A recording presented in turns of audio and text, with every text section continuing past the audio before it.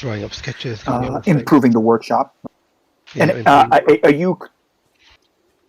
Sorry, Adam. Yeah. Sorry, No, go ahead. Adam. Are you crafting your own workshop, or are you putting this workshop together with? Are you going to make? Are you trying to make your own secondary workshop space laboratory? Yeah, in fact, I'm just trying to make my own space with tools and Okay. places or random knickknacks I can salvage. Gotcha. Cool. Herbie, what you been up to? Just a little bit of this, a little bit of that. Starting revolutions. What are you talking about? I have something cool for you, though, Braegar. What is that? And Dyvas, maybe.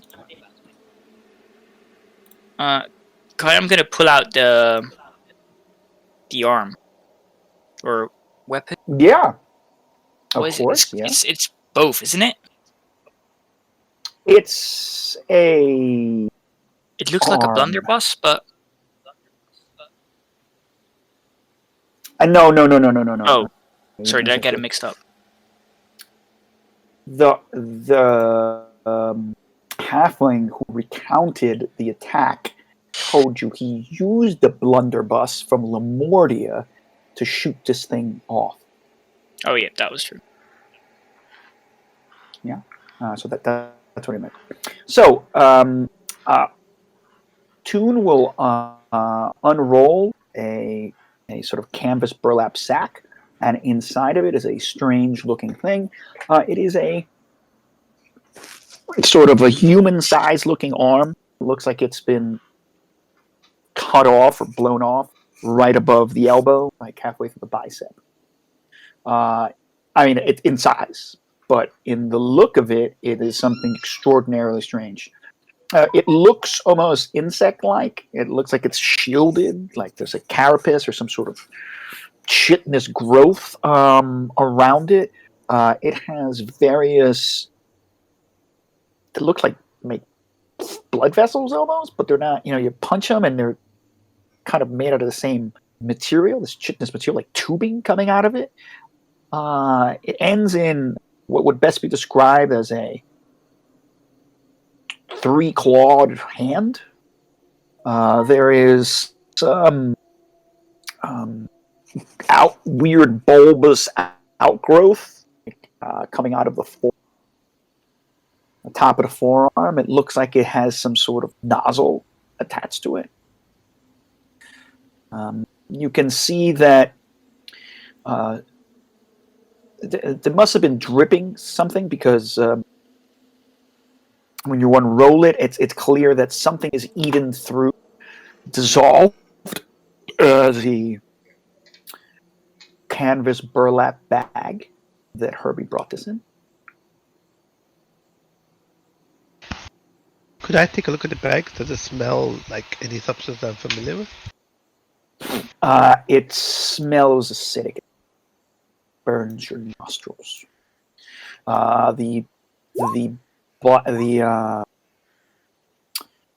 So it's something, some kind of chemical, right? You've worked with acids and lye and these things before. And, it has that stench. Right. It smells actually very much not unlike the battery acid that you and the aqua vitae that you and Braegar have been working with in developing these portable batteries. Sounds rather the thing itself also has this gross rotting smell to it. Yeah, so it's an acrid acid smell. Yeah. Acrid decay. Where'd you find this thing, Herbie? I got it off a friend of mine. So your friend lent you a hand? I like that, Dyvas. Yes, let's call it that. He shut it off with a blunderbuss. I will be right back, because I just got called down to pick something. Okay. But I figured you guys could do a little experimenting with it, or see what is causing the arm to be able to shoot stuff out of it. Braegar, what's your this more organic than what I'm familiar with? I don't know, because my arm shoots stuff out of it. I mean, it's not my arm that's doing it. So if you were to decapitate, take my arm off, I think I would still be able to produce the fire with my other arm.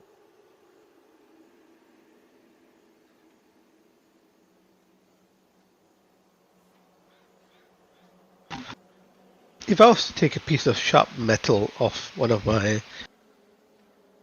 the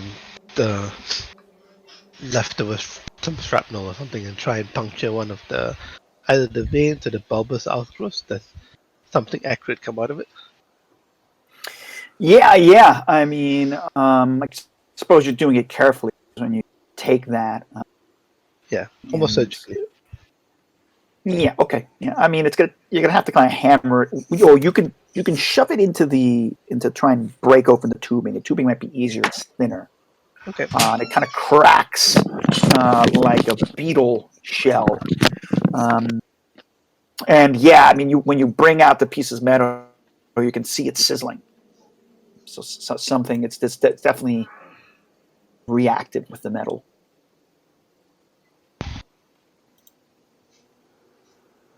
More monstrosities. And if you try and do that to the bulbous part, it's quite hard. So you're going to have to hammer it in or be forceful. And cracks. No. It splashes, right? Some little bits. No, even it gets on your clothing. You can even these force, I wouldn't do that guy. Because Okay. I would think that there's a danger of explosion, so I'll actually not do that. I'll find the softest part. I just want to basically see if there's something still causing Sure. this thing. Yeah, you start absolutely. I mean, you can find like creases between the carapace, and the kind of thing is you're looking at this, and it's not like the inside doesn't look like it's a human bone, right? Like it looks like an arm's been blown off. It's sort of like there's a growth. Oh, you start playing around with it, kind of removing carefully. Maybe this carapace, you kind of can pull it off. And of course, it's all gooey, and there's tissue underneath, and it separates. It's already rotting. So you can tear it off, and it's a humanoid arm underneath. There's flesh underneath there. And it looks like maybe the skin is coming off the carapace, like the carapace has grown into the skin. And there's tubing that seems to be almost growing from the carapace down into the muscle tissue and wrapping around the bone. The bone has this kind of black webbing around it. Still bone, but it looks like there's something's grown around it. So there's something wrong here, right? It looks like someone has, this is not clearly any kind of mechanical aspect, but it's some kind of living tissue that's like an infection or something that's grown around the, when you look closer at the hand, it almost looks like what's happened is that the fingers of the hand got fused together, and then they were, because the articulation is of two, the finger bones are still kind of fused when you start, taking your scalpel out and cutting and messing things up. But it looks like this hand is, maybe, you think to yourself, Braegar isn't clearly a mutant. Maybe this is a mutant. Yeah, seeing that it potentially was human once, I think, what you would see is Dyvas will take a sharp, shrill intake of breath, like he's disgusted, he'll step back and go, this monstrosity was human once. I've seen this, beyond my skills. We should send it to the academy and let them study it.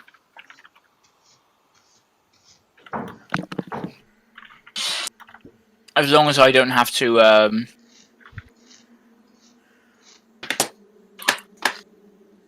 as long as I don't have to explain where we got it from. Okay. I know people there who have skills in more biological things. Let me take care of this. Okay.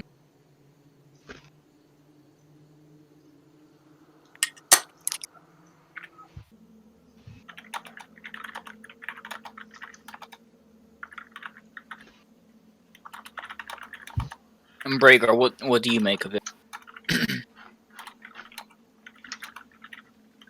I am biological like this thing, and I can shoot things from my hands, but they don't come from my hands.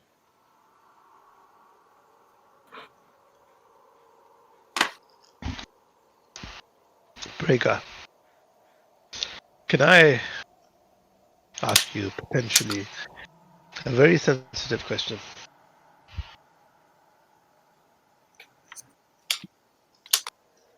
Go ahead. Did you always look the way you do now? Other than the scars on my face, I have been who I have been since I've been born.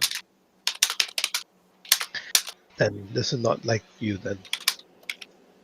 There are diseases that I've seen closer than I like that transform the flesh, the mind, and everything in between.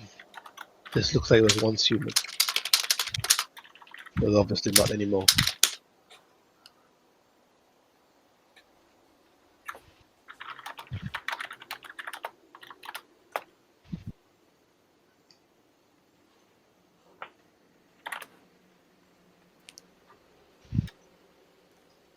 I just had a idea, which might sound cool, but I'm thinking of it in a comedic sense. Alright. So, like a wear machine.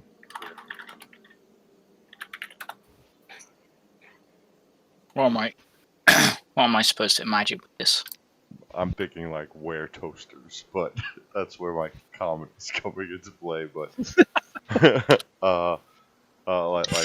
some sort of curse that you can turn into a machine, like similar to the way the people can turn into wolves. Mm-hmm.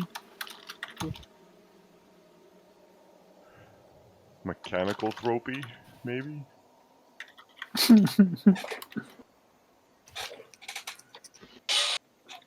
Mechantropy. Mechantropy. Yeah, I'm sure David Lynch has explored that in his shows, as Cronenberg has as well. All right. I think we should.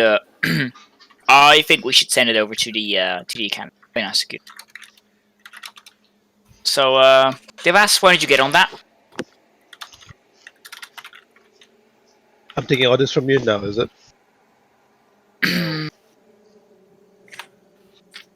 I'm thinking that sending it to the academy would be akin to Indiana Jones giving the Ark of the Covenant to the Smithsonian. Nazis? The Smithsonian. Oh, the Smithsonian, okay. Yeah, like they Yeah, might okay. just take it and put it away somewhere. You know? Okay. No, it's not my intention to give it to the Delapointe and his ilk. I was rather thinking we give it to somebody who has the skills to analyze it for us. Hmm. A little bit more discreet, as you would say that. But here's my worry. We've seen, what do these people call leeches? We've seen men that transform into monstrous wolves, and we've seen odd dogs. And at some point, many of these have been human before. There is some disease, some mutagen, some bacteria or virus that's causing this. Something in the air. We've seen 3 different versions of it. This is a 4th. That drives potentially a 5-fingered human into a 3-fingered monstrosity that spews acid. Who knows how far this will spread and who gets infected and how long and painful this process of becoming this thing is. keeping it in a cupboard in a sack here serves us no good purpose.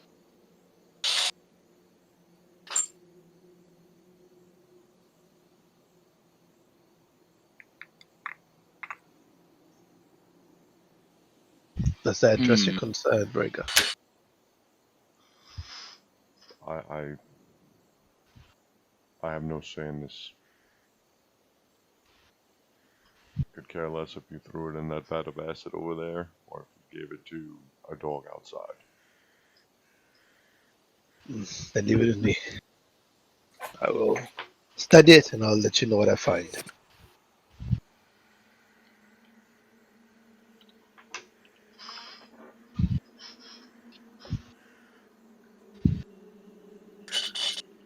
Okay. Kai, can we really quickly hop into the other chat to talk about the other thing I was supposed to be doing this week? Yeah. Okay, I'll bring you over there. Inspector Gadget. That's what I heard when it was season.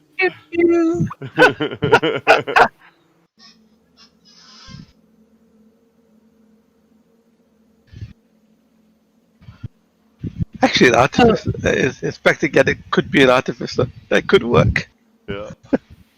What is what do you know what the lightning damage is on that contraption? It's 1d6. 1d6. It lasts for a minute, Okay. and it takes an action to activate it. So essentially, it's 9 rounds of an extra 1d6 lightning damage.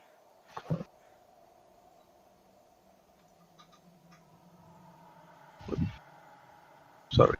But you got to use your weapon two-handed for it to function. Okay.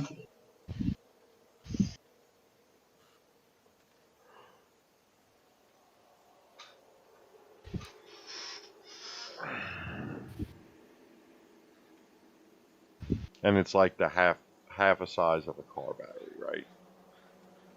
And then there's wires running up your sleeves into these gauntlets. Once you grab, something with 2 hands, and it should charge.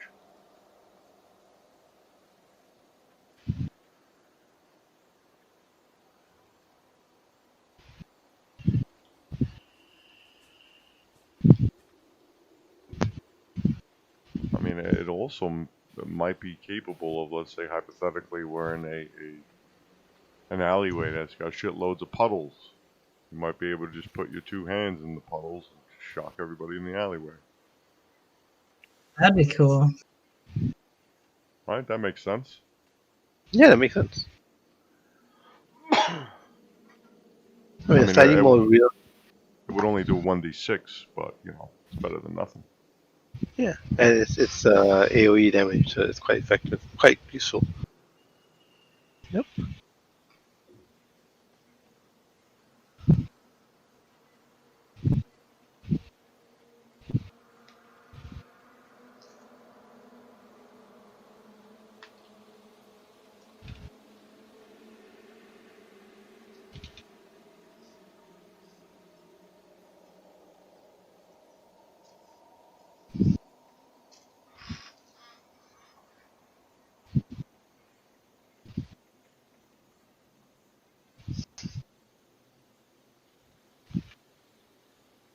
I've realized that I could, in theory, I could create a white noise machine.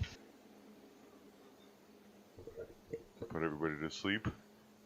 No, like if you want to talk in where the recording devices are, maybe that might help. Your apparently a level 1 ability allows me to create an object that emits a noise.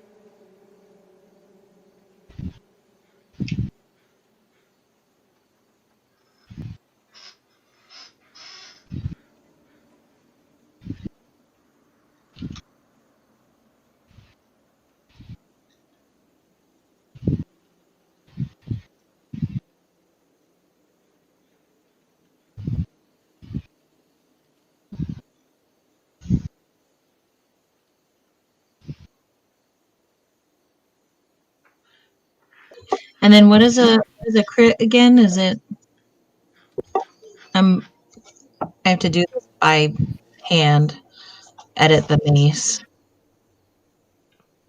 It's just an extra d6.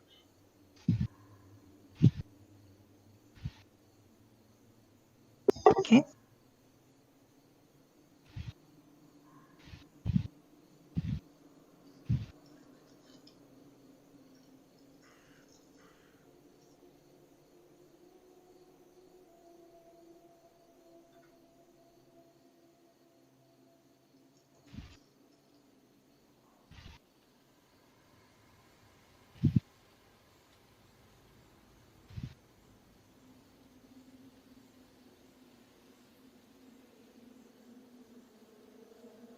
And then are we leveling up? Or were we supposed to level up already or at the end of the session? I think I'm ready.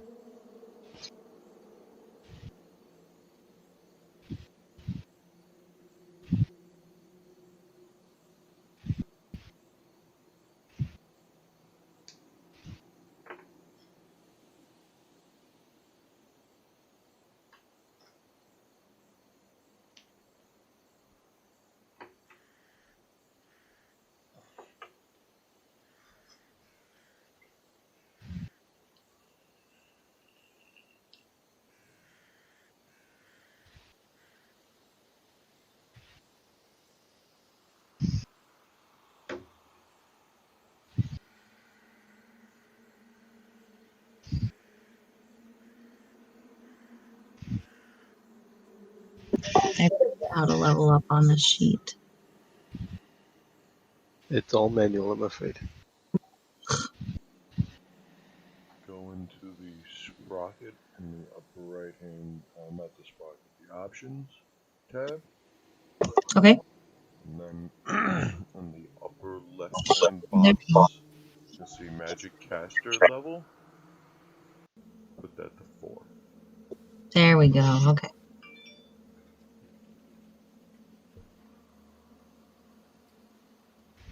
And yay, I get my ability score increase. So next level I can multi-class. Woo!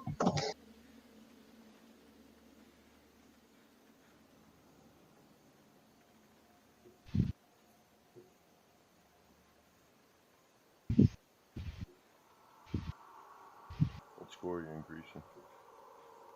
Charisma. From what to what?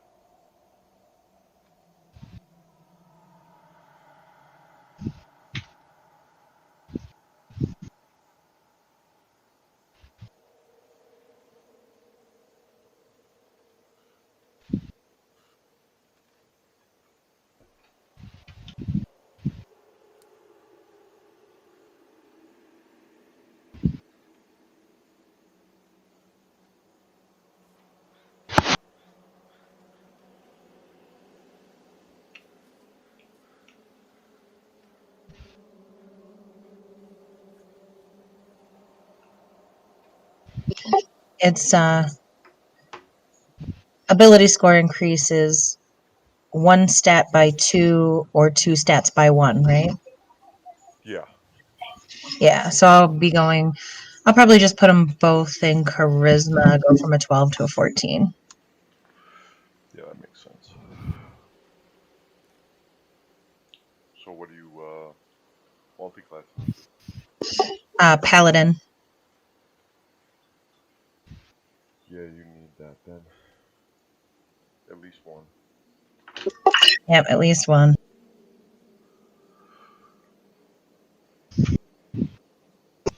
Okay, so I get the ability score increase. I get another spell slot.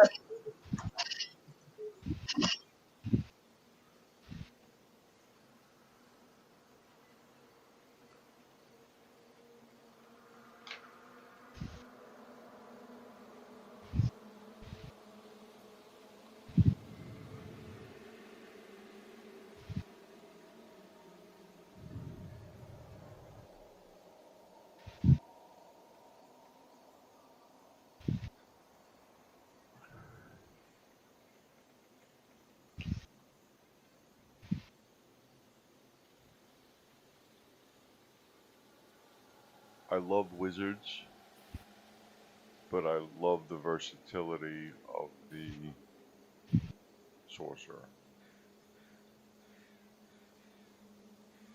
So how do I, like, I'm supposed to have another spell slot, but I didn't put it on here. How do I get that to go up? So you should have 3 second level spell slots and Oh, wait, 4. modify? You should have 3 second level slots and 4 first level, right? Oh, wait, yeah, it did put it on there. Is that's for level 4? Yep. Okay, it changed it then. And you get to prepare 1 more spell. Okay. So preparation for you should be your wisdom modifier plus your level. So 4 plus whatever your modifier is.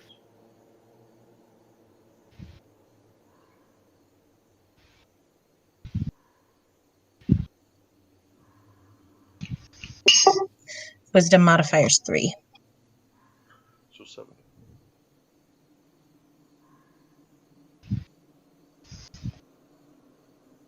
Gets a little tricky when you splash in paladin.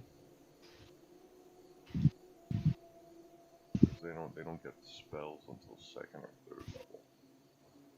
But then Yeah, I really just want paladin for lay on hands, honestly.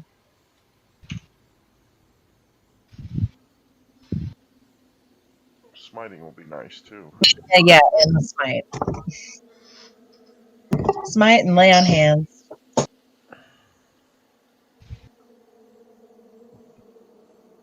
I think you only get smite at 2nd level.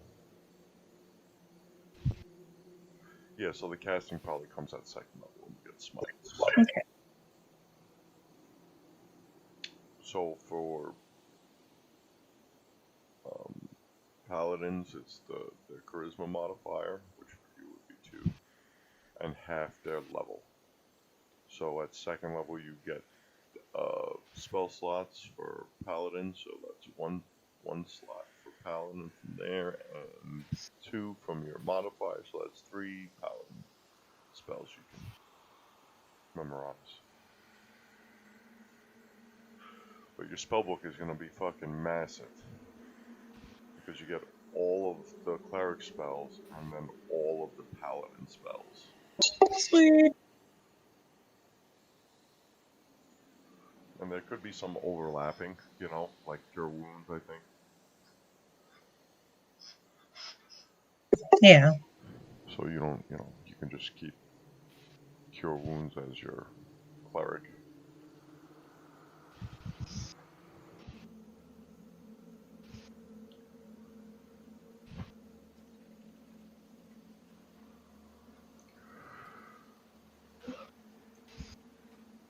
So with your 3 paladin spells and your 7 cleric spells, you'll be able to memorize 10 spells.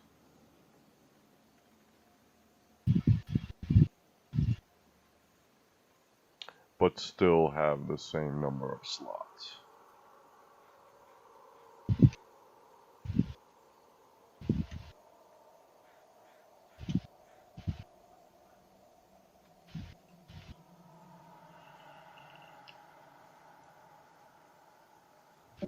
I could get Zone of Truth.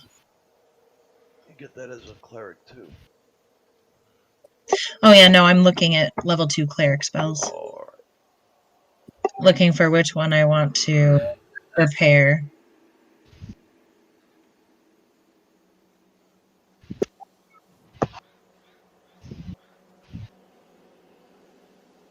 Oh, find traps.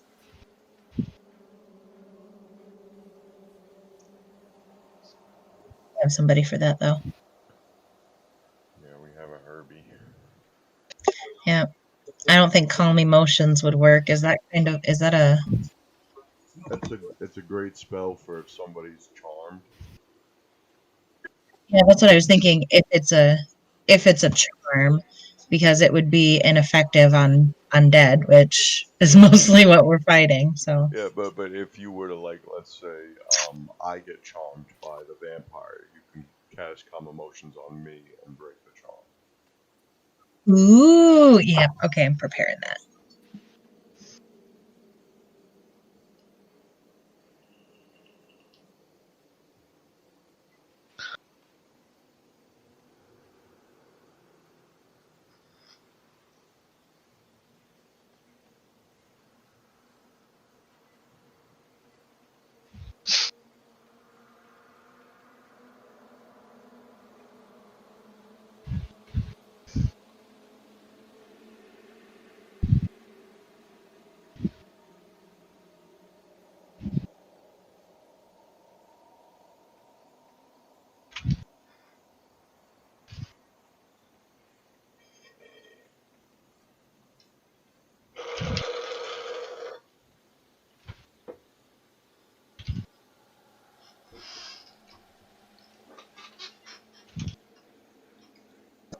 wait, and what do I need to get rid of necrotic damage?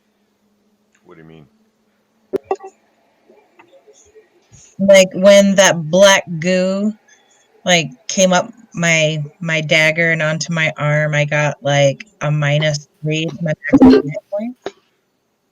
That was because of the acid damage taken from the pudding. It's one of the things they do to you. So is that once Cure Wounds is cast, do I go back to maximum or is it permanent? You heal yourself, but the dagger is damaged. That's why there was the minus on it. Because Oh, of the you fix that weapon. But I have that -3 on my hit points though. No, Right, I figured, now, sorry, go ahead, Toon. I figured something I want to do in downtime as well. I want to get that weapon fixed. Yeah, well, you should have, yeah. So that might have to happen, yeah. So obviously, this is a little bit more bookkeeping today than I thought, and individual conspiring. So not, I didn't know how long this was going to take, but it's okay. It's all pushing the story forward. Yeah, there's another thing, because it was every time you guys were attacked by those vampires, right? The vampiric bite, what it does is that it does the necrotic damage to you, and the necrotic damage to you reduces your maximum hit points, not permanently, but reduces your maximum hit points by the amount of the attack damage. Right. I think until you've had a long rest, that's right? that. Yes, exactly. But that's all vampires have that necrotic attack. That's the standard D&D vampiric attack, as I understand. Yeah. Mm-hmm. And I believe it's up to your next long rest. I'm going to check it, but it's either short rest or long rest. But the idea is that it's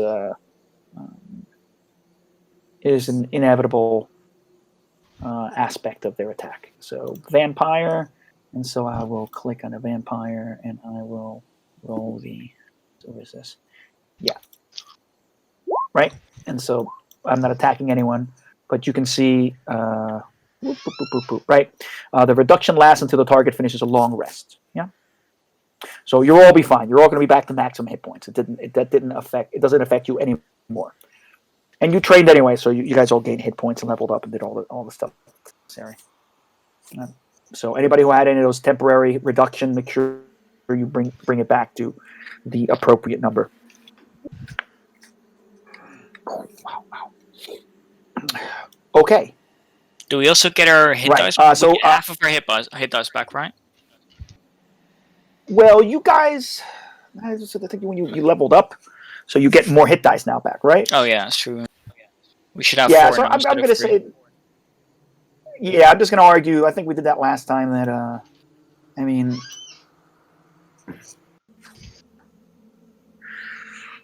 I didn't decide. I think when you can't level remember up, if I you said that get all of them back. But Yeah. normally, I thought we decided on a long rest you'd get half back. Yeah.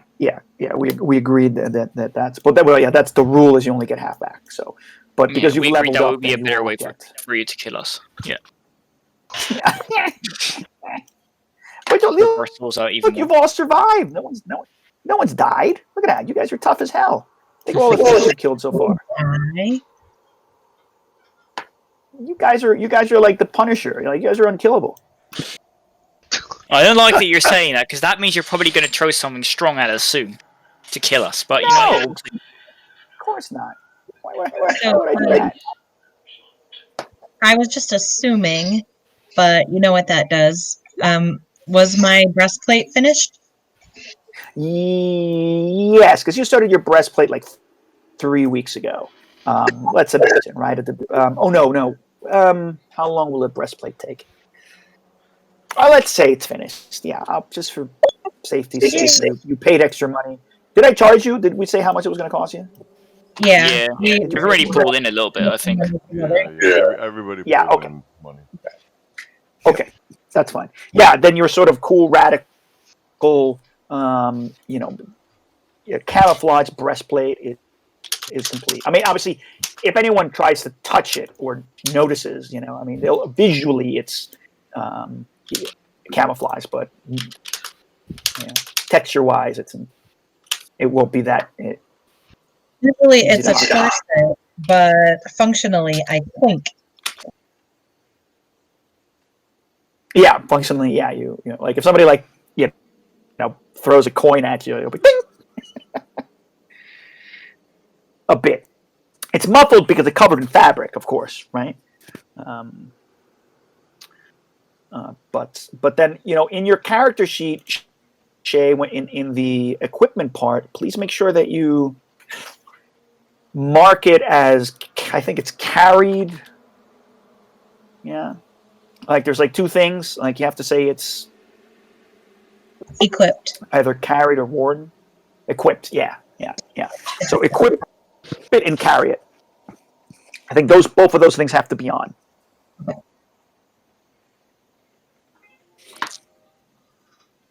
And I think as it takes damage, or if it takes damage, like over time, the fabric covering, so forth and so on, is going to have to be redone. I mean, that's just a minor thing, but it eventually becomes less well hidden over time. So we'll think about that. It's not important right now. All right. So It is equipped and carried. Okay, good. Okay. Just so a note, I've got two expansive pricing lists. One that it's like it takes all the D&D varied stuff and puts it all in one single document with prices, and then one that's from another game system, but that essentially we can use because it has more advanced, like 18th century type equipment, and that's the proper prices for sort of the more advanced things. And there's another document that it's going to be a steampunk weapon type stuff, and that's the other prices. I guess we have to compare, but just to make sure that those are kind of all the kind of different things that you can buy, because the D&D list of stuff you can buy is really kind of early Renaissance, late medieval, whereas we're not there. We need to have a more expansive shopping list. Okay, all right. So that's just bookkeeping stuff. What do you guys want to do? What is, as a group? Because I've been talking to all of you guys individually, but what is your next step? What is your priority? What do you want to do? Well, I joined this group late, so what do you have in your plate? Or was that vampire thing the primary thing they had to deal with? So that's left us with one mystery, right? We have the auction. Oh yeah. Mm-hmm. So originally that auction was going to happen, sooner, but we kind of moved some things around, so I can push it off a little bit in terms of when it's actually going to happen. It could be even a week from the end of your training.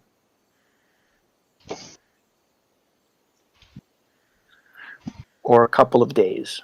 So it's up to you.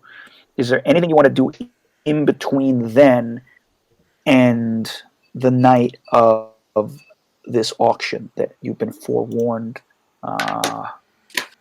about by Delapont?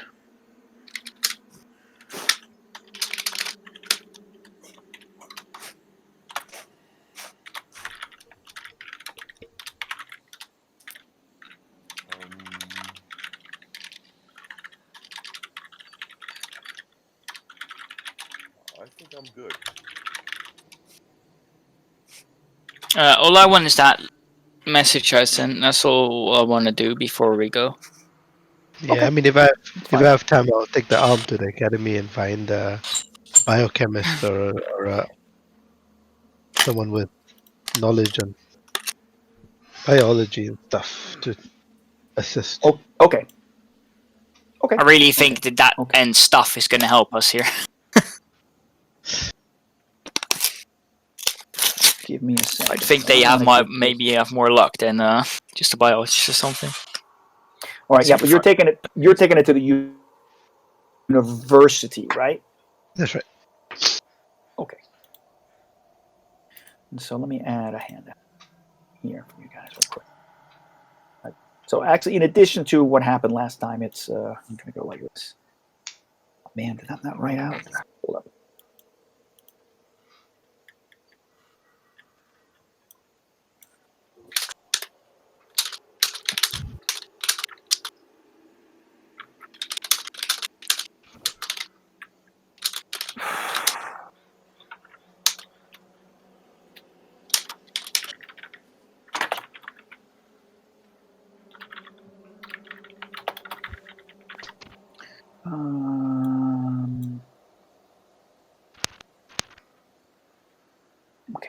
Okay.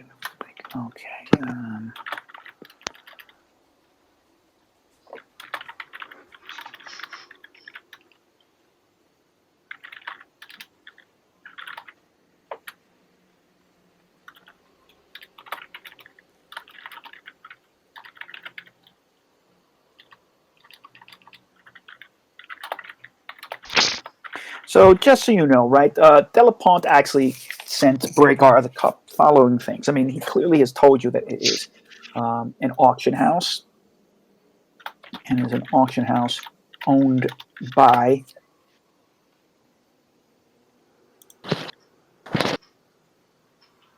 and where's my fat boy? Where do you go?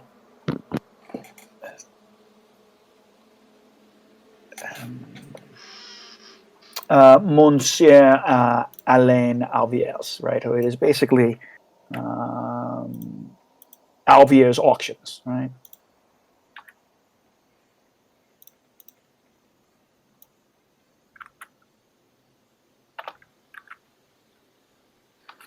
And it is Alviers auction house.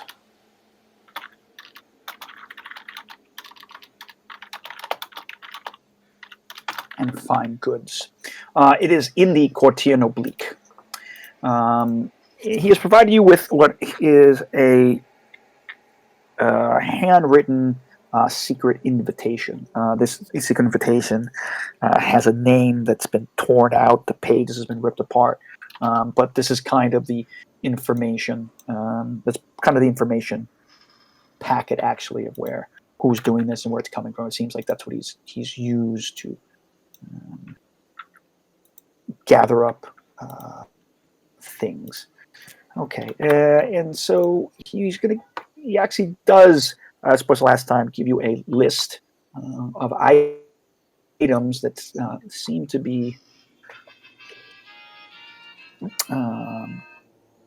part of this auction, because they're on this secret invitation. Yeah. So give me a second here. This is.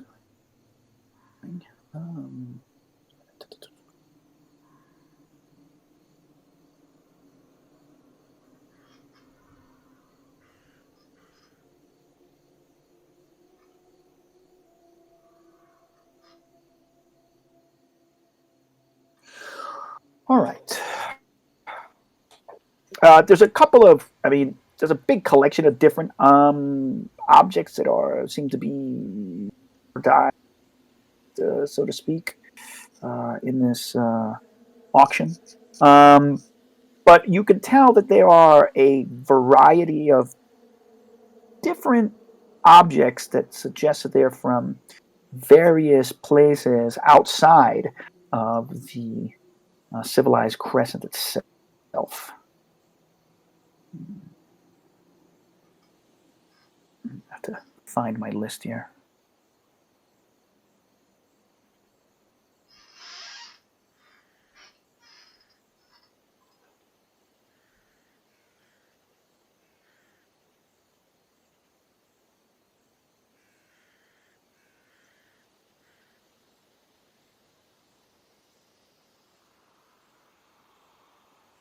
Damn it. Where is it?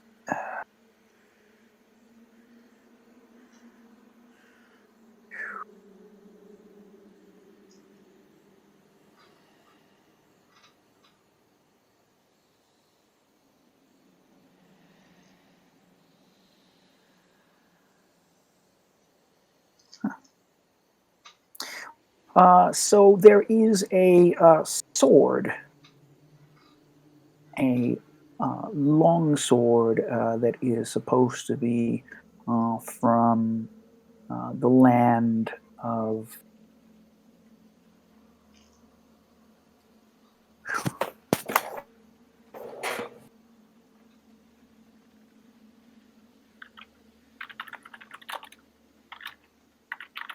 Carticus.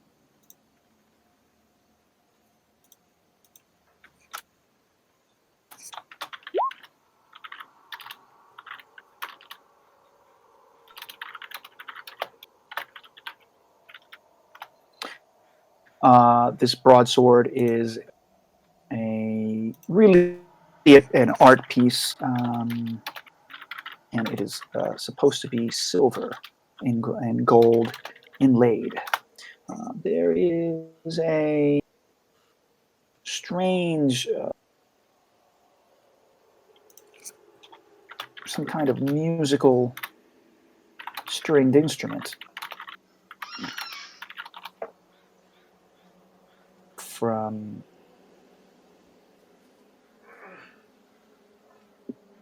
Sri Raji.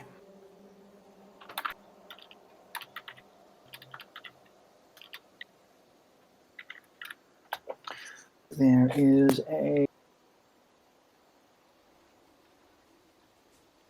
and some of these places you've never heard of. There is a scarab pendant from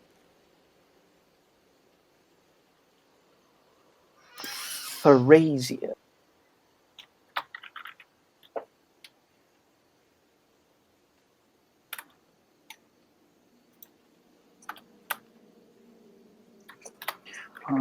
And there is a diamond necklace,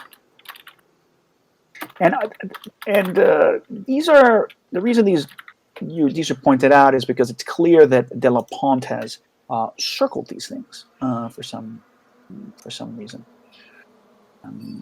and sort of made it clear that these are things you should or put some sort of markings around. And this is from Haslan. There's also a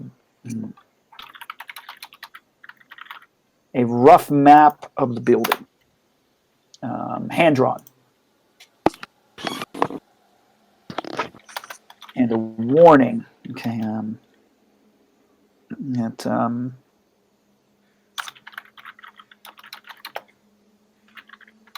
he.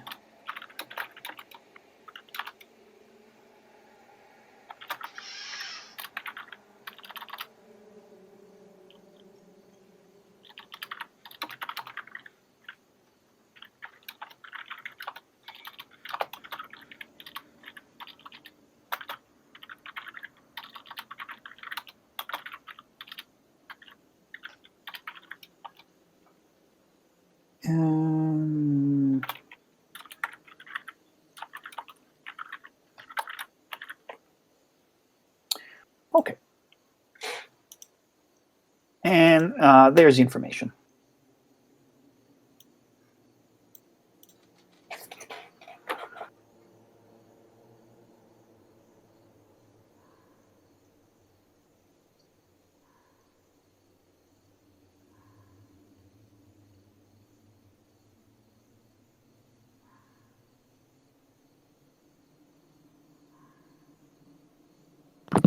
Okay. So does he want us to like circle who these people are? He wants us to investigate who's buying it and stuff like that. Yeah. So number one, he's like, yeah, infiltrate, observe, identify, retrieve if you can.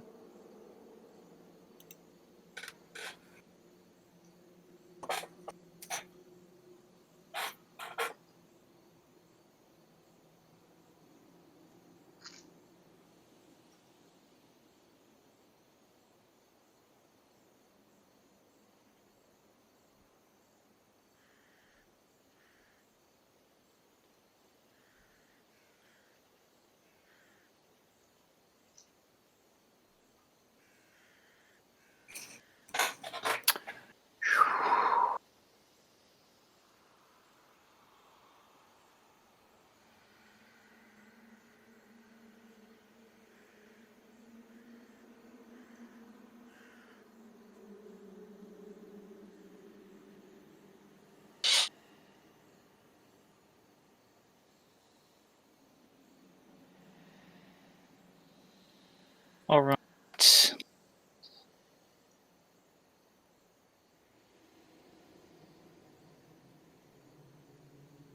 How do you guys want to go about this?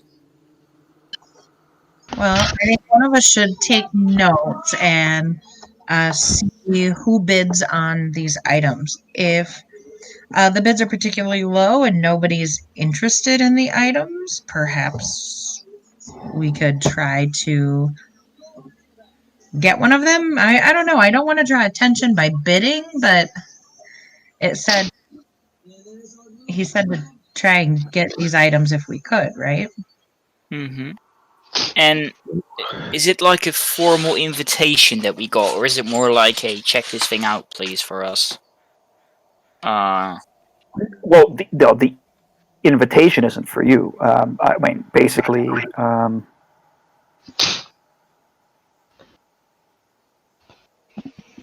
We'd be infiltrated. well, it's more like you guys are still essentially working for the. You guys are employees at this point of the Academy of Sciences, So and Marcel, Adam. he wants you to do this. I guess the question is, do we have a way in, or do we need to find a way in? You don't have any way in. This is a secret invitation. Okay. I mean, I guess you have this secret invitation again, so it could be more complete, right? It could be a partially complete secret invitation. It's got no name on it, right? It would make sense. There's no name on it. Only thing is that the wax seal has already been broken on it, but I might be able to work on that.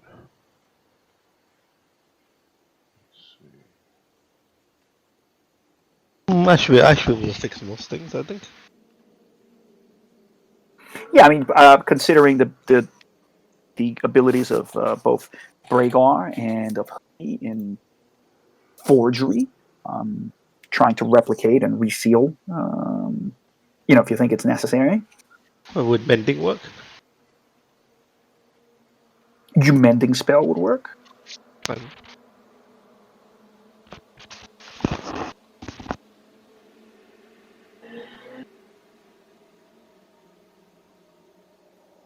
Okay, so is it maybe a good idea to do like the things we did before, like where Eve goes in as a noble woman?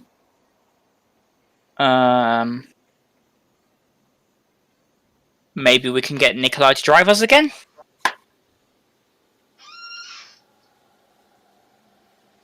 Or what are we thinking? Yeah, that might be a good idea.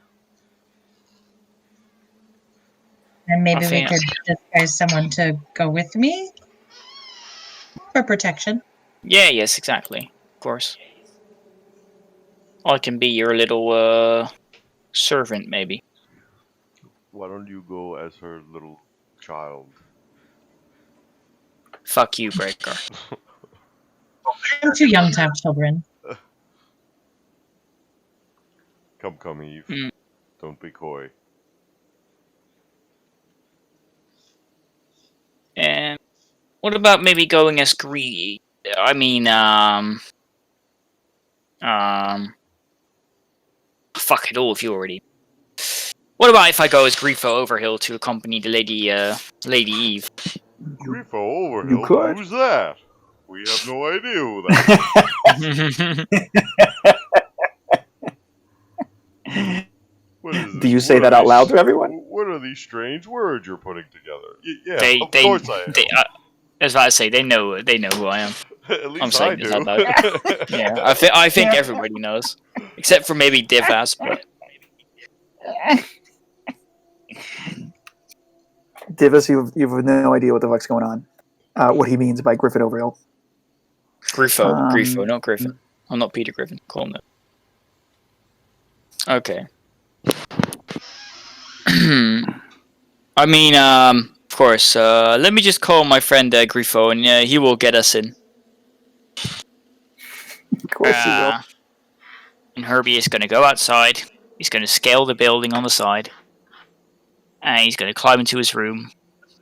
He's going to use his disguise kit and all his stuff, get all of his papers, and dress up as Grifo Overhill. Do you want me to roll my disguise kit? Yeah, roll a disguise kit. Papers course. already forged, of course. Okay. What you're doing is what my father used to do to me and my brother to make believe Santa Claus came to visit us. Exactly. We would always chase Santa into the bathroom, and my father would always be there pooping already. Like, I don't see Santa, you know? What's Santa? What are you talking about? Yeah.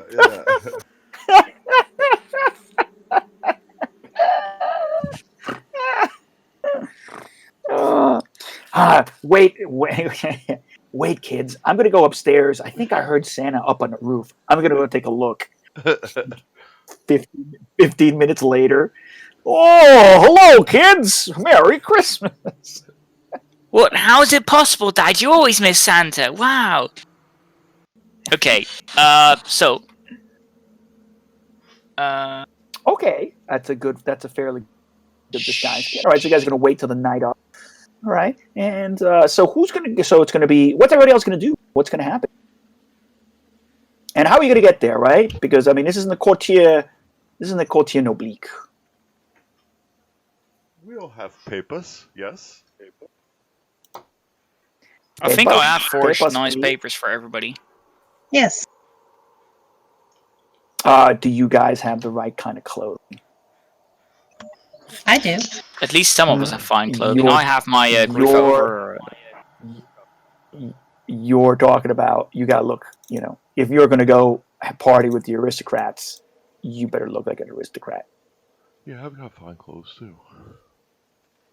I'm going to put on All my right, so black lace dress with my corset underneath and cinch in my waist. And I'm going to do my hair and I'm going to put little curls in the top of it. And I'm going to put on some makeup and maybe, you know, dot a little mole on. And I'm gonna have my owl in her room watching.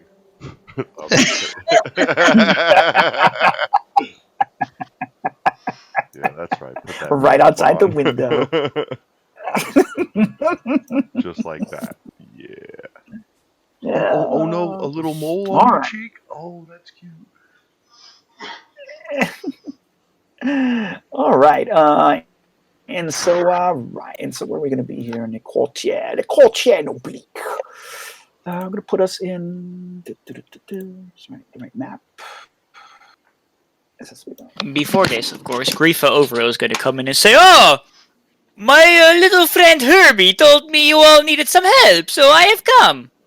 Ah, I see there is a new face." I And he grab walks him up and I to- start he- shaking him and I say, "Explain yourself. Who are you really?" Why am I really? I am Grifo Overhill, of course. But you are you.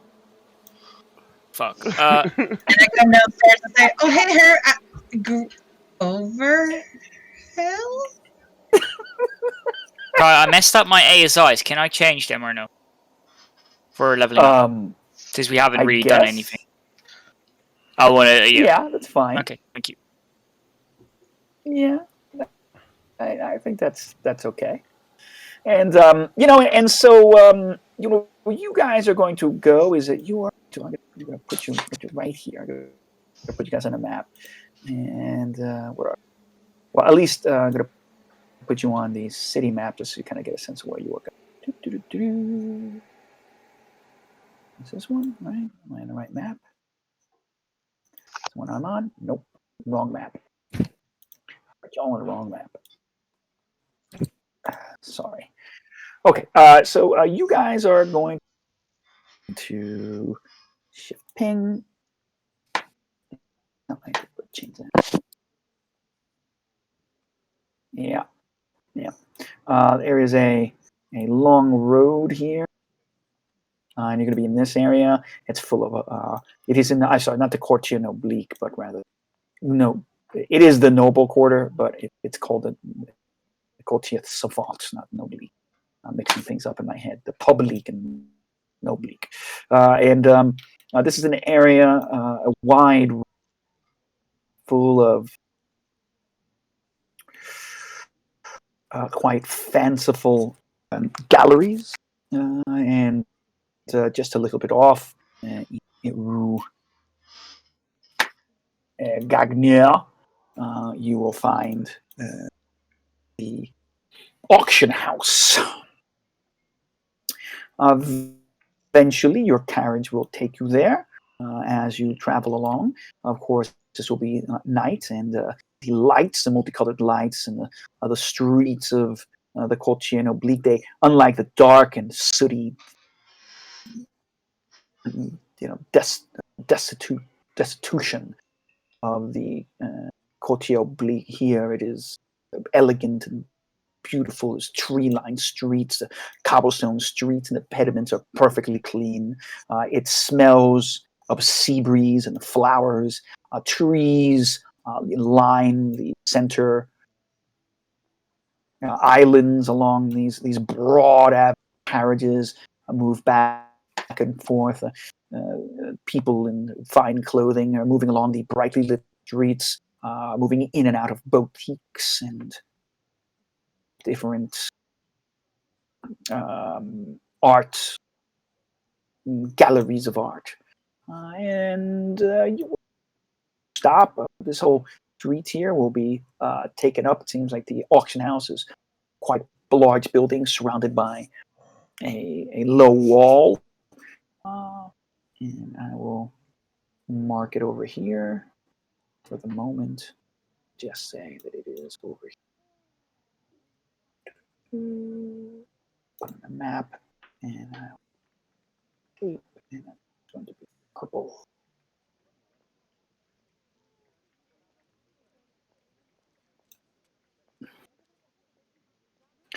And then let me bring you guys to where it is. I just need to find it.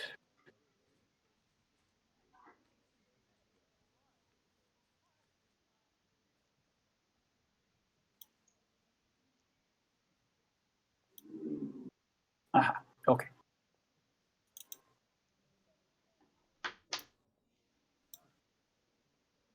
So how many of you are going in? Who's staying in? Who's going to do what? Are the whole lot of you going to go inside?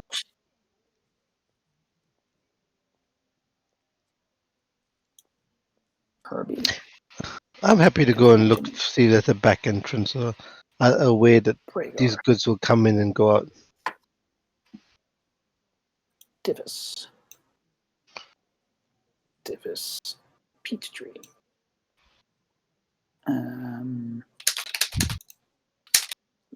Okay, you guys can all see, right? Oh, I'm still on the. Oh, right. I didn't move you guys. Sorry.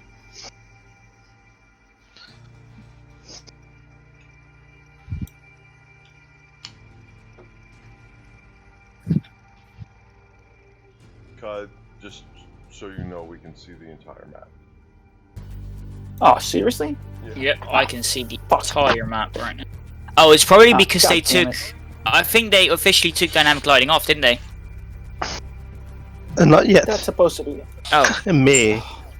Oh, okay. No, in May. Is this thing not? Oh man. Why are they doing away with that? They're not. They're just using an upgraded system. Oh, okay. What the hell? They want to. Oh, god damn. The new dynamic lighting. Everything everybody's using right now is called legacy lighting. Yep. Okay, hold up now. Hold up now. Yeah, I see what happened. I thought I'd turned it on, but I had not. I mean, oops. Not to mention, it was just you guys are in the wrong layer anyway.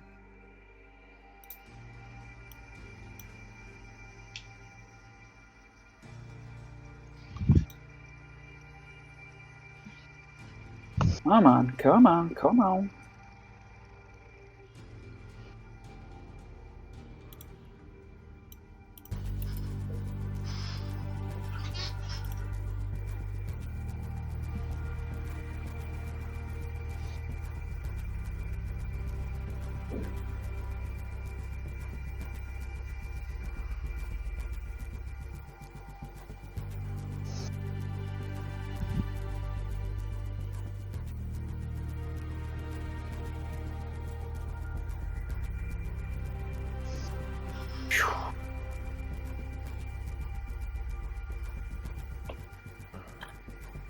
Alright, I can't see And anything. now you... Oh, come on. Well, I mean, I can see my token, but I can't see anything else. So if it's supposed to Really? be light out or dark out. Yeah, neither can I. So Yeah, there's supposed to be lights there. It's supposed to be... Oh, man. Okay, there's something wrong with the way this is... Hold up, I gotta reset. Roll 20. Okay, look, the basic thing is before we go in, is a place that is it's like a mansion. It's like a massive... imagine like the New York brownstone mansions around Fifth Avenue. I don't know if you know that, or perhaps a more... something that looks like a gentleman's club in London, a men's club, like a classic men's club. So, right, it's a multi-story, brick-faced building, 3-4 stories tall, with elegant, green shrubbery in front of it. It has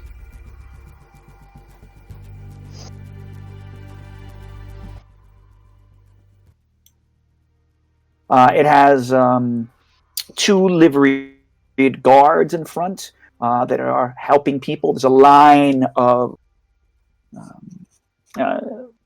what do I say? A line of carriages that are letting people off there tonight.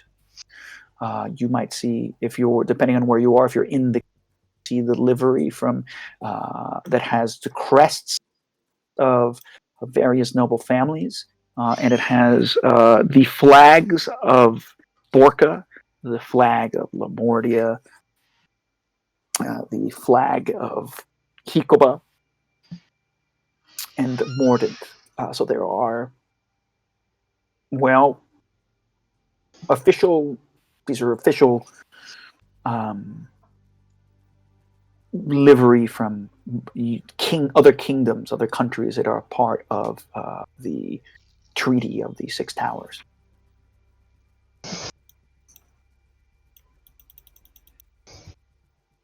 Come on now. Let's get crappy and slow here.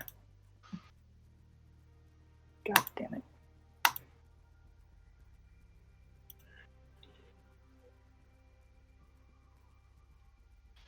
And so, who's going to do what, right? So, Dyvas, you're going to hang around the corner, so to speak, right? I understand you're going to start making some investigations around the building. yep, I want to keep an eye on where things come in and go out from. Okay. So I'm going to put you in a certain place. Nice. Here. I see what it is. Haha. Okay. I see. Give me a second here. All right, and then Braegar, what are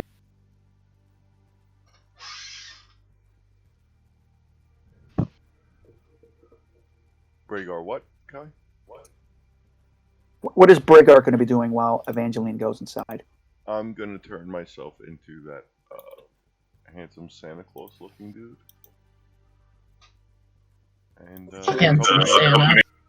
accompany Eve as her gentleman caller.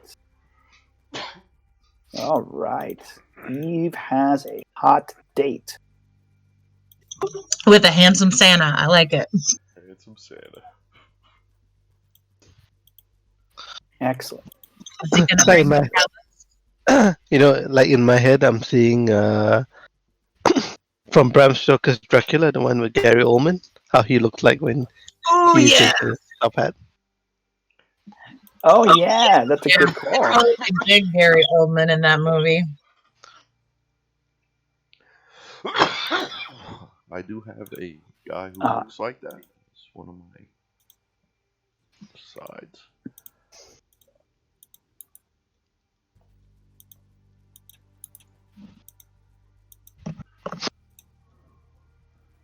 Since we all see. All right. Yep, sorry, let me, I have to, I just realized it. I had thought this was totally ready, but apparently I forgot some part here. I think I'd gotten this prepped a long time ago. go, and then let it go and let it be, and then realize that it's not quite where it's supposed to be. All right, so I'm going to describe. You go up some stairs, and the stairs are well lit. There are lanterns all along the street. It is extremely well lit, and there's a line of elegant dressed individuals coming in, gentlemen, of course, in the finest regalia, and most elegant possible carts. I mean, actually, in comparison, the carriage that you arrive in looks common. And anyone who notices you arriving, look back, and they might start pointing a bit and looking at each other as they see you come off. There are some very elegant people here, and along with groups of people who are coming in, it looks like they're just perhaps men, surrounded by what looks like liveried guards. So then these groups also come in. So there's quite a few different sets of people. But in fact, you realize is that this almost looks like a multi-story small museum in terms of the kind of fronting. It's got some sort of faux pillars at the top of the stairs. There is a pediment over the stairs. It looks clearly like it's been beautifully carved, depicting some sort of scenes from the founding of Portulus, the founding of de Montlieu. You can imagine sort of like French style, political carvings of freedom and liberty, and female representing freedom, waving flag. So it's all kind of funky like that. And when you eventually get up the stairs, right, you may be waiting, and funny enough, I mean, it doesn't seem too secret, right? I mean, it's like invite only. I mean, I suppose it's a secret in the sense that only those who are in the know arrive. But it doesn't look like it's some kind of underground event in that sense. You get up to the top of the stairs, and the guards look at you. I mean, you have fine clothing, but your fine clothing, as nice as it is, does not quite match the hot cuisine. I mean, the hot fashion, the latest fashion of what these aristocrats are wearing. But you present the invite, and you in there? Herbie, you're seeing everything, huh? I'm trying to find you guys. I can't find you. We didn't even enter yet, Herbie. Oh, wait, there you guys are. Fuck. Yeah, Okay. I put you up to the front. I thought I put you. Yeah, I think the map. Yeah, but I couldn't see because there was like no torches or anything. Yeah. Okay. And So so, gone in. Sorry. My bad. right. Yeah, I realized I didn't put the little lights in, so I got to put it. But I was going to say, and so there's a bit of a sneer, and they look at you, but they look at the paper, and they, you can see that one of them has a monocle that they're wearing, and so Braegar, you're in disguise. Are you in disguise, or using change self? I'm in disguise self. Oh, okay, using disguise self. Okay. He said something about magic. Yeah. So the monocle. The guy looks at with the monocle. See the monocle glow slightly as he looks at the paper. At the paper? Yeah. He looks at the invite. Okay. And he's sort of like looking for something. And he looks at both of you. He shakes his head, and he motions to the other liveried guard. I mean, liveried in the sense that they're clearly wearing some sort of uniform, not they don't have any hand weapons or anything like that. But they have a holstered pistol on their sides. I guess that part's visible. Okay. And so I've got my walking stick. Right. Okay. And you come inside, and there's a huge entryway here that has where the individuals are gathered. There seems to be a bar that's selling. And just give me a second here. I need to give you guys some light. Yeah, no God, I really thought I forgot about this. I thought I thought I'd finish this, but apparently I did not. Totally forgot.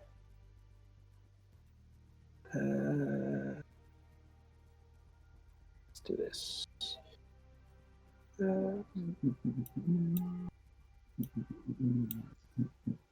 Okay.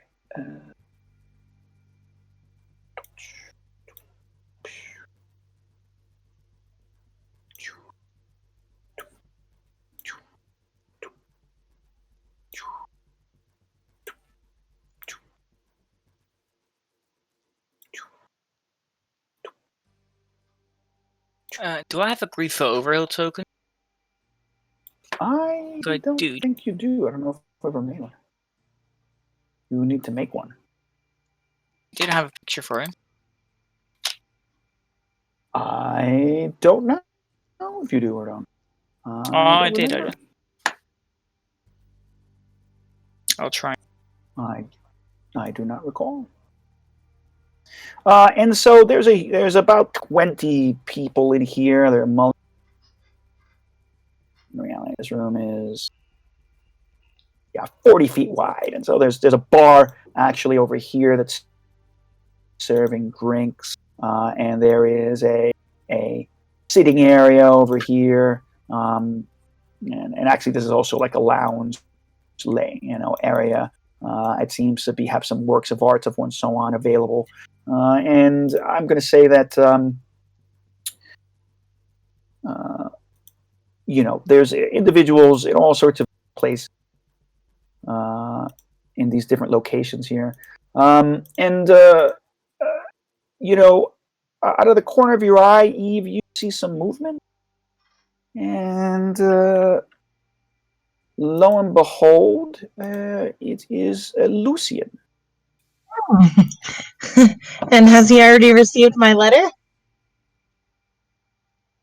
I'm trying to remember what letter that was, my dear. It's in my RP. Yeah. Ooh. Okay.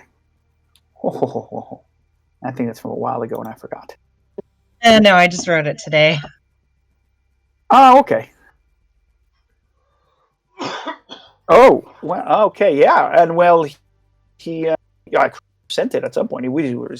And so he sort of like he has a beautiful woman on his side, and as a matter of fact, this woman seems familiar to you. It's your best friend. Yes. She's bagging your ex. Do you remember when you observed Lucian's room while he was asleep? Yes. Yeah. Do you remember what you found there? The letter. That's a portrait. Yeah, I found a Lucian. Yeah, and a beautiful painting of a beautiful dark-skinned, white-haired woman with green mesmerizing eyes. Ooh, pretty. And that's who's with her. with him. She's in this extraordinary, elegant dress. Excuse me, and she has, she is tall and voluptuous and really quite striking, and they're certainly getting attention from the people, from people around her.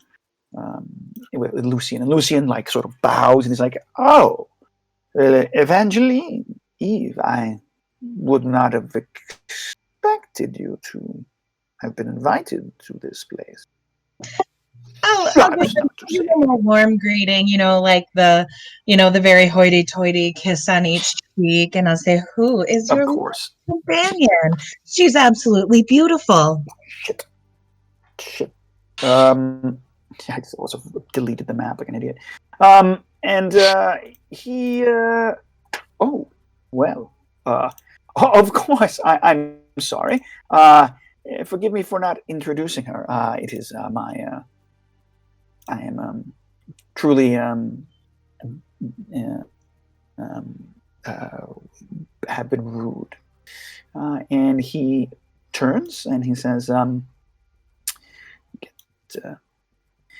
Eve, please meet Miava Paskia. She is one of de Montlieu's foremost artists. She, of course, daintily, again, gives you the same correct etiquette, very controlled, very austere in her way.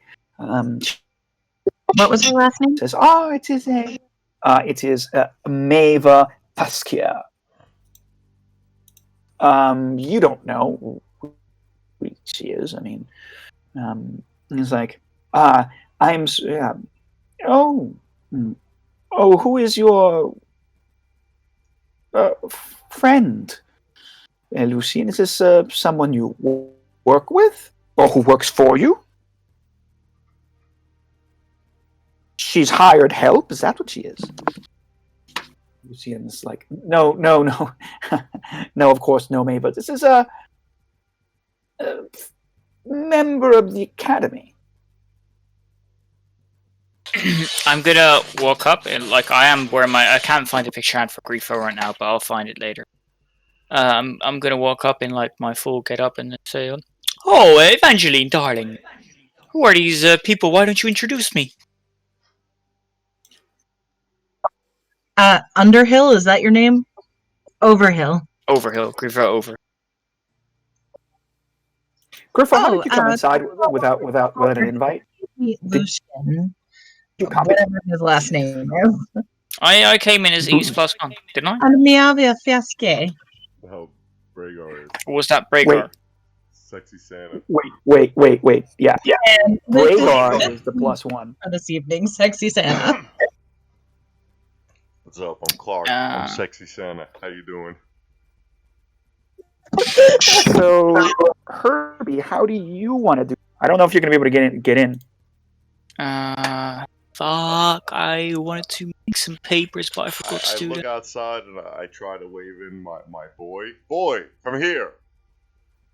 No, I'm dressed up as Grifo Overhill right now. That won't work. I know, but I'm not calling you a boy as in a child. I'm calling you a boy as in one of our servants. Fucking hell, I look okay, I'll take Boy! And I'm gonna the guard, my head down and just walk. The guard sort of stop. Wait, the guard gets in front of you and says, "Who is this? Who are you with?" And the guard. He's with us. We need someone to carry all of the things we plan to buy tonight. Give me a. Okay, they look at each other and they go, Yes, of course. Well, you should always bring your servant with you and indicate it at the door. We can't have anyone walk in here. Hey, guys, sorry guys. I'm probably gonna go off. My son just Yeah. woke up at 4:30. No. But please go on. Go on without me. I'll catch up next time around. Yeah, it's okay. I mean, it's getting late anyway. It's like 5:30. Sign on. So we're gonna just play for the lake and see what happens. It's the final interaction. Go on, guys. I am gonna like. Have a good weekend. I'll see you guys soon. Yep. Yeah, Bye. you too, Adam. Thanks, guys. Thanks, Bye. guys. No, thank you. As I walk in, I'm just gonna have my my face down and say, "Yes, sir, I'm coming." And then when I get like out of earshot of the guard and close enough to Braegar, you will call me boy again. I'm stabbing you in the balls, like whispering that with my head still down, so I know nobody else can hear me except for Braegar. and I laugh out loud. I smack him on the back, say, "Good one, boy." Herbie tumbles forward, losing his balance slightly. You see that And, Grupo looks to be holding a knife all of a sudden, and you feel your testicles being cut off. No. and then Lucian turns and says, Evangeline, mother. What did you say? He says, "Is this your father?" And pointing at Braegar. No. No, this is my date for this evening. We are practically related. No.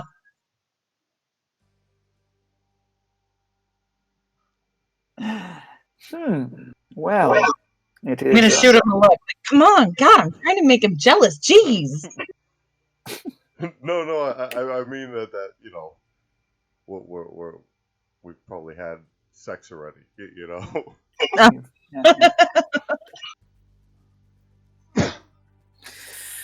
And he's like, "Well, and your name, sir? I have not seen you around the academy or in other social circles." I am Clark. Clark Kent.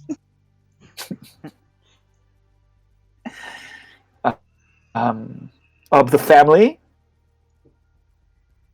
Briggerwitz.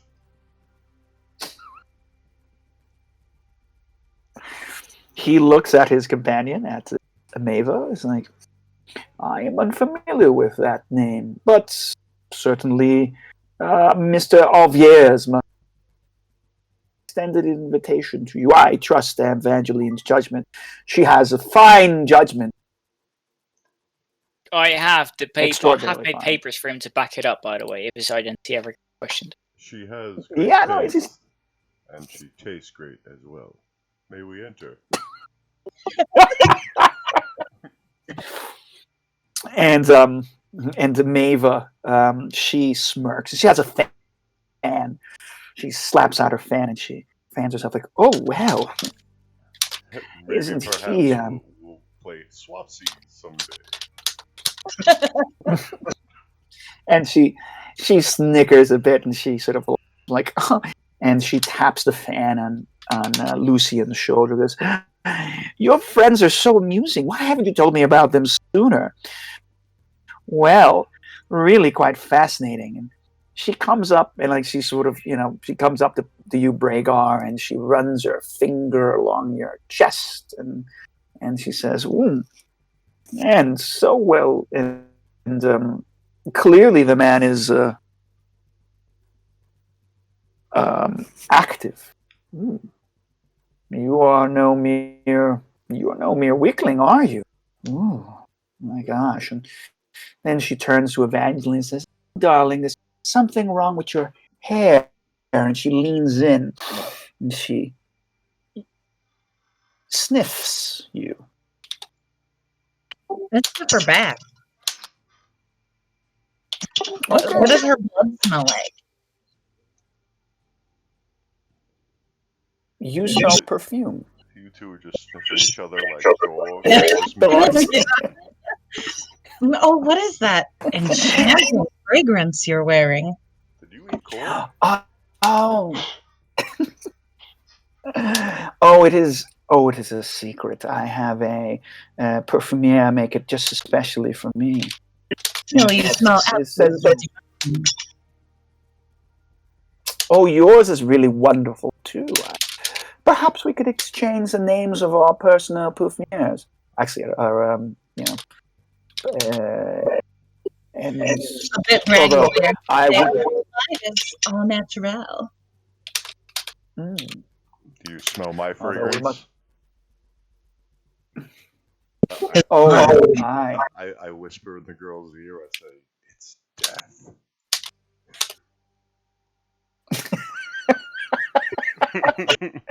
Oh yeah. Do you say that in an intimidating fashion, kind of creepy fashion? A little column A, a little column B. Okay. And she looks at you. She smirks. She smiles. You notice she has prominent canines. My grandma, what great big teeth you have.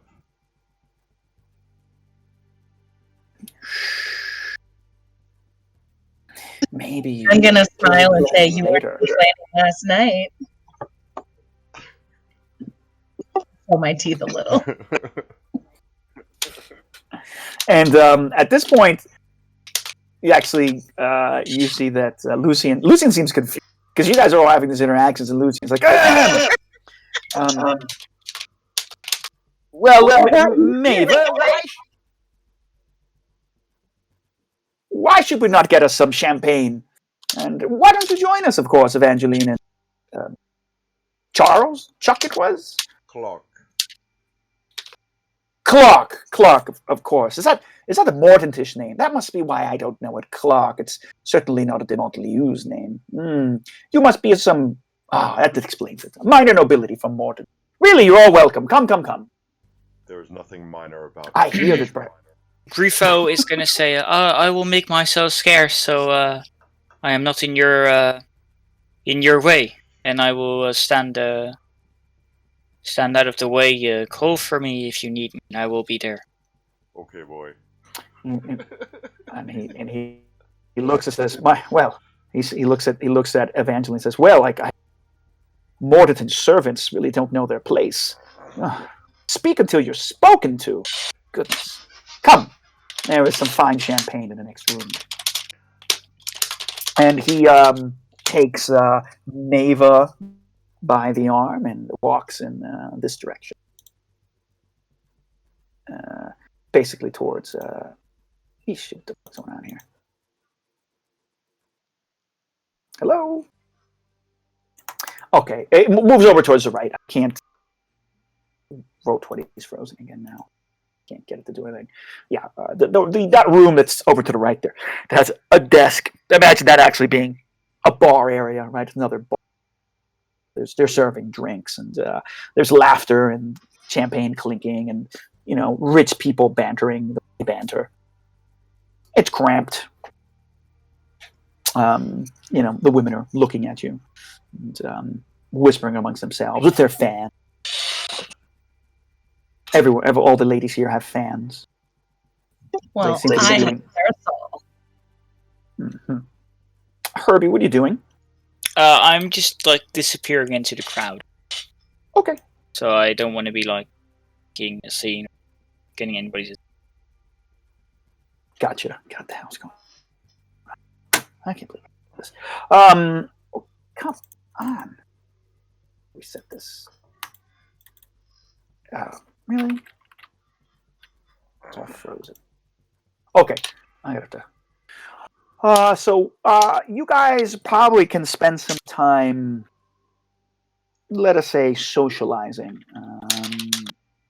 for at least 30 minutes. If there's specific things you want to do while that's happening. And what's going to happen is that eventually a well-dressed gentleman is going to come out, and he's sort of going to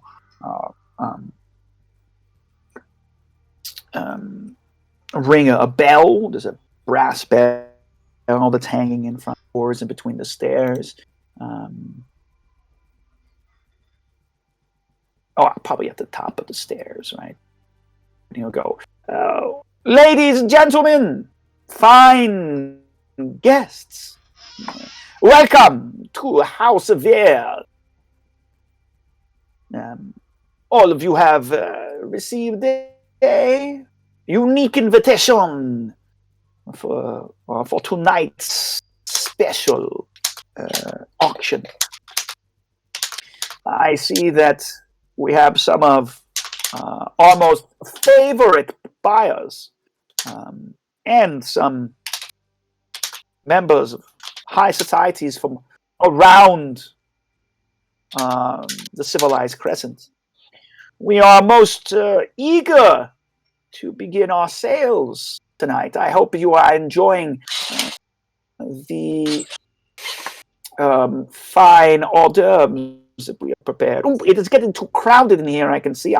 I'm sorry. Let us prepare ourselves to go to the auction room.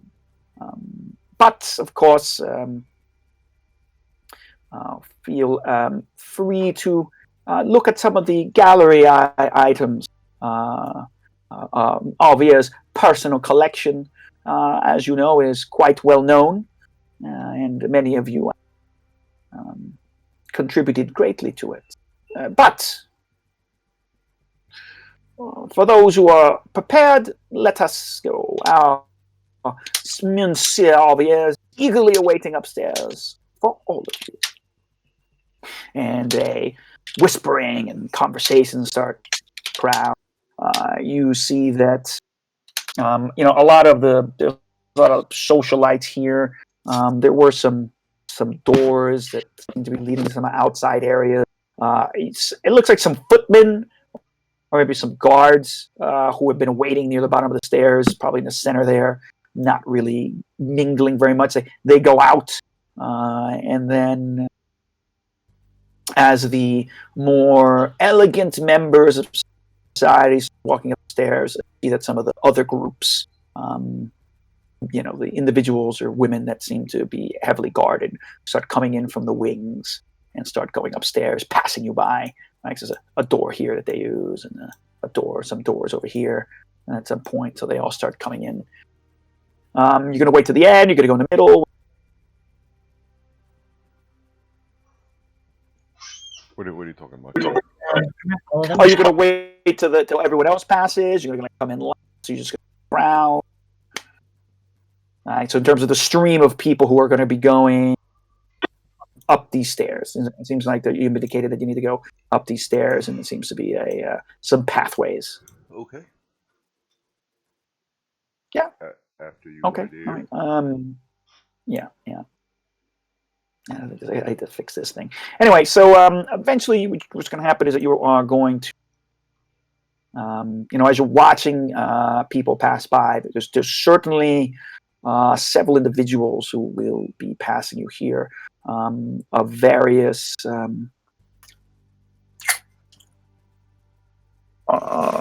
different clothing. You can clearly identify from what you've seen around Eve, at least, you kind of get the sense that not all of these are Demont Louis fashions are different. There is a group of men in very severe, very simple black and white coats with clean-cut collars and clean-cut sleeves, simple breeches and shoes, and wide-brim hats. There is a extravagantly dressed, bejeweled woman who is wearing dark red, purple, and black dress. She speaks in a very fluid language. It sounds like High de Montlouise. You suspect that's Borkin, and then. You see, groups of what definitely are not Demont. We're not really quite sure what countries are. Something you really know very, right? I mean, you've heard some some conversations, but you're not really understanding what they're saying. Eventually, you're going to go into what's essentially a large room. It is you're going to walk through a gallery, essentially, right? A gallery space with some columns and tapestries, and then you're going to walk into a pretty large space. It's got set up with chairs, elegant carved wooden chairs. At the front is going to be some tables that have been set up with a bunch of items, and and you can see that Monsieur Alviers is standing on a dais that that is set up high. He's got a podium, and he's got various objects in front of on the podium. It looks like statuettes and some paintings, and there's guards all along the way. Okay, and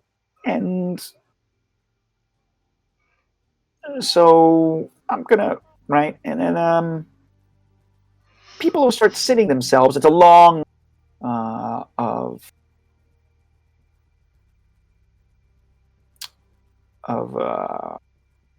individuals trying to get into the auction, and for some reason you can see that there's guards at the front doors, and it seems that the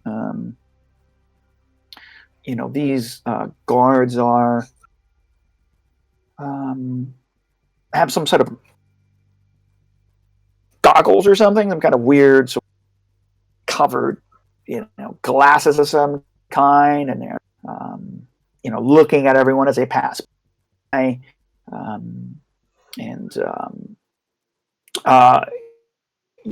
you felt a little bit of something going on when you Braegar. You got a little goosebumps when you walked through, and now as you're walking up the stairs and going into this kind of hallway that's leading into a bigger room.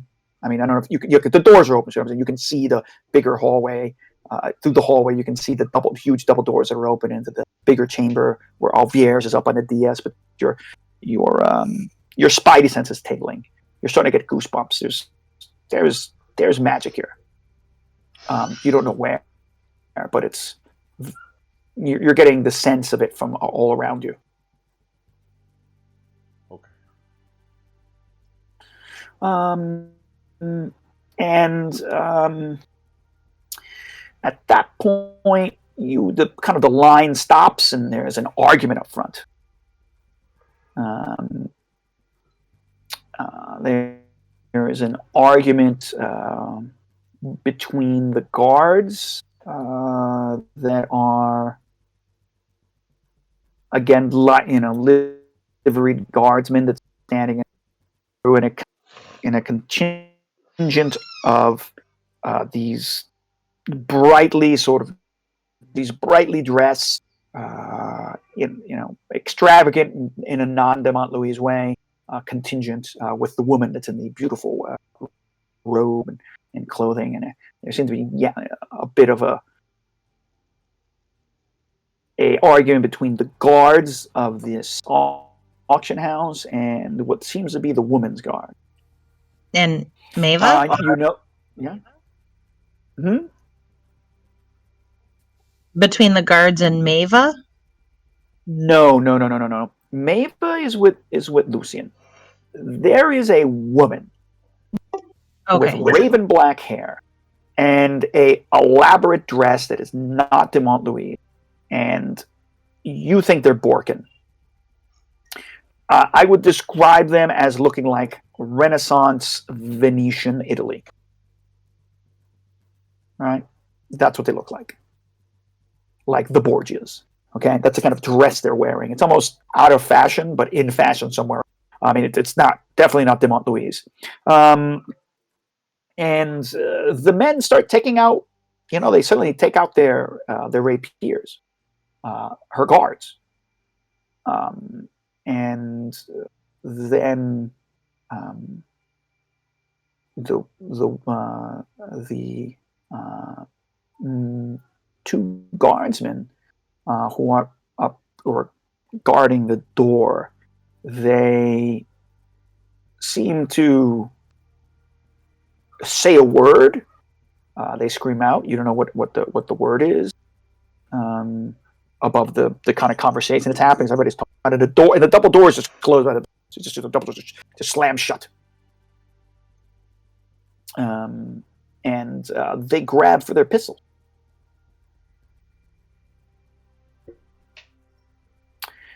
An auction and a show. And there's a shouting. Look at this, darling. How amusing. And Lucian leans over because Lucian, it seems that the Bork retinue is unwilling to leave behind their small swords. It's clearly the small swords have been ensorcelled. Well, Alviers has no magic in the auction house. Okay. Makes sense. Magical items could, illegal ones certainly shouldn't be allowed, but even military weapons like they're holding can prove to be troublesome during auctions. We don't want any of that. I presume they're sanctioned military weapons. I wouldn't want to think that Bork and retinue would be having illegal weapons, but I do know that is Countess. A second here.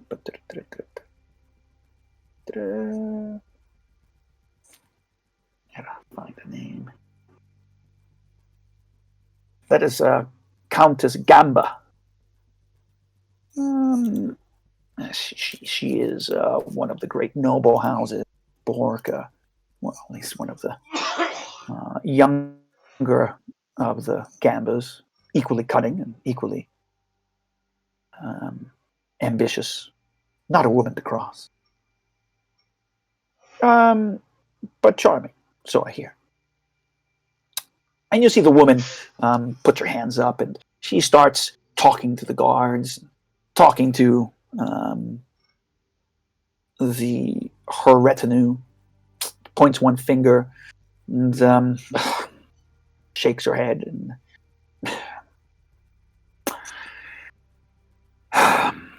she snaps her fingers. And the guards her guards agree to seem to be giving their weapons to a soldier, one of these other guards who's opening a door over here somewhere and going into a separate room and taking them in. Yeah.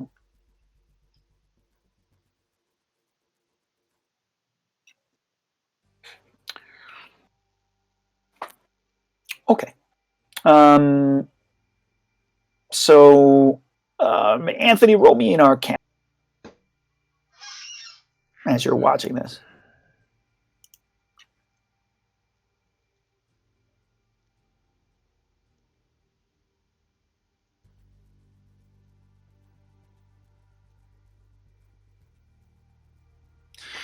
Okay. You're not sure how they're doing it. I mean, it's possible, but you think that those guards have the glasses or goggles or spectacles that they're using is some kind of magical detection device.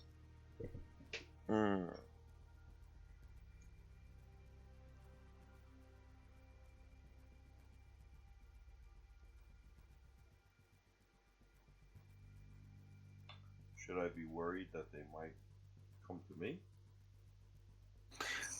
You're not sure if they'd be able to see through your illusion or not. All right, because you've used disguise self. Yeah. Yeah.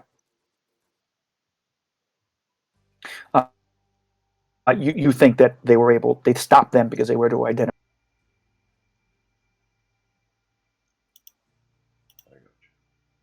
So that's both your intelligence and your just deductive capacities of looking seeing what's going on.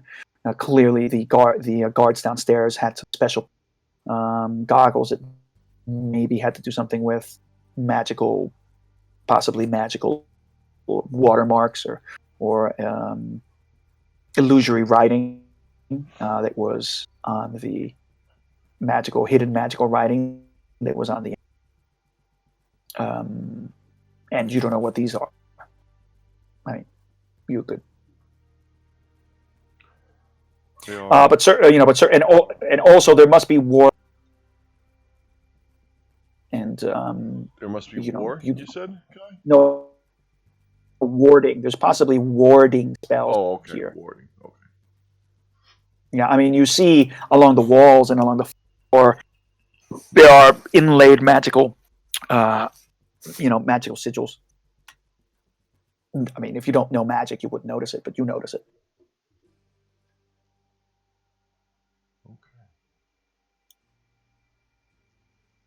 You yourself might not know how to cast magic warding spells, but you. Yeah, not yet. Clark, what's wrong? There's magic everywhere, darling.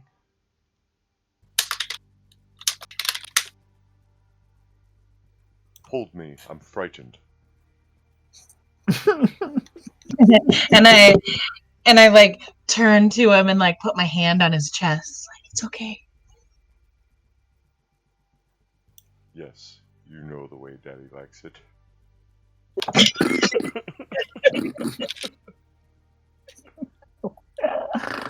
And so the procession's going. There are other individuals be turning over what might be weapons or so forth and so on. I mean, so you're kind of halfway there. You guys gonna do anything, or are you just gonna go through the doors? We're just gonna try to go through security. Yep. Okay. All right. I am gonna head off for now, guys, because I'm really, really tired. I got up at 6 a.m. this morning. Yeah, it's fine. It's fine. We have been playing for a long time. Yeah. All right. We have been. It's fine. It's fine, man. Okay. So, I'm gonna say that if you don't do anything different, the guards are gonna stop you at the door, and they're gonna look at you, Braegar. They're gonna say,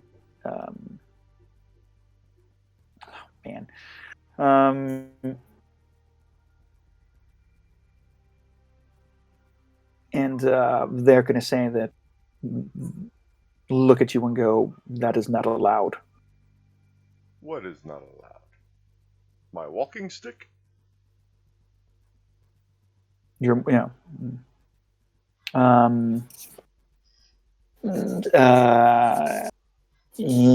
said, and they confer to each other. They Lucian's behind you, right, with the woman, and you. One must come in as they are. Everything here is these secrets. There are many secrets, but this secret is not allowed. I lean into him. I say, my actual appearance might be a little off-putting to your crowd. He's been burned on 90% of his body. Please, allow him this one last time superficial change. Roll me persuasion checks.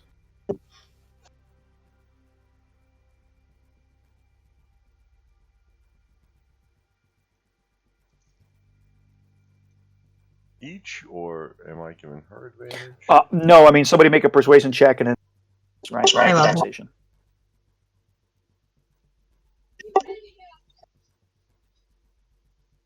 Come on, Charisma, you got it.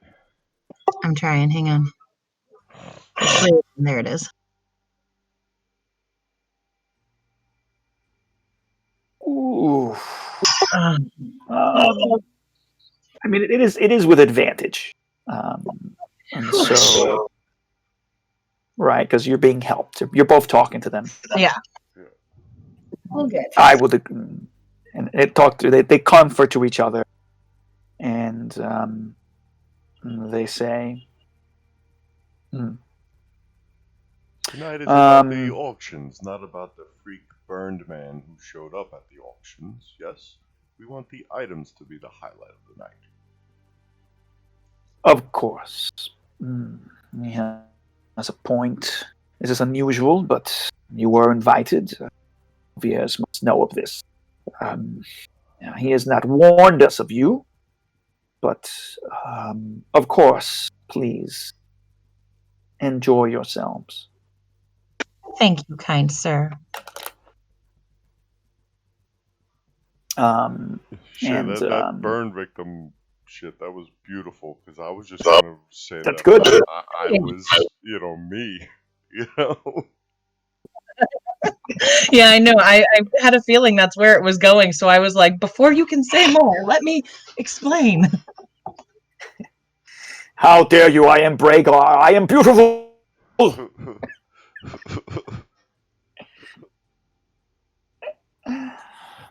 And then, you guys can go in and sit in the back, and Lucian passes you by and goes, "Oh, well, I see. I don't know if you would you whisper that to them, or obviously you kind of sort of said that half loud, so Lucian would have been able to hear." No, I says, whispered. "Oh, okay, all right." I mean, Lucian looks at you, and I hope everything is. These guards are, Alvia's guards are being extra scrutinizing extra tonight. I think it must be because of all the diplomats that are here. Well, good auctioneering, Evangeline. And he takes your hand and kisses it, and he goes, "I hope we should.